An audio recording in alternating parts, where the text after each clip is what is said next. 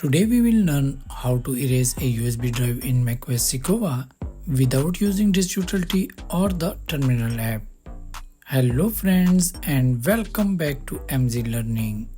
Friends, macOS Sequoia is the next major release of macOS and it's packed with the new features that will make your Mac more powerful, more productive and more fun to use. One of the best features is the ability to format an external drive without using disk utility or terminal app. And it's super easy. Simply right click on your USB drive and choose Erase Disk. A window will appear with various formatting options.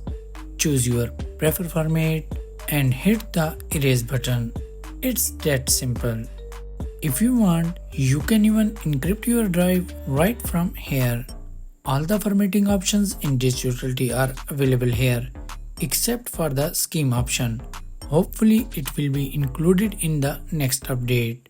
For more macOS Sequoia related videos, please subscribe to our channel. Thanks for watching. Have a nice day.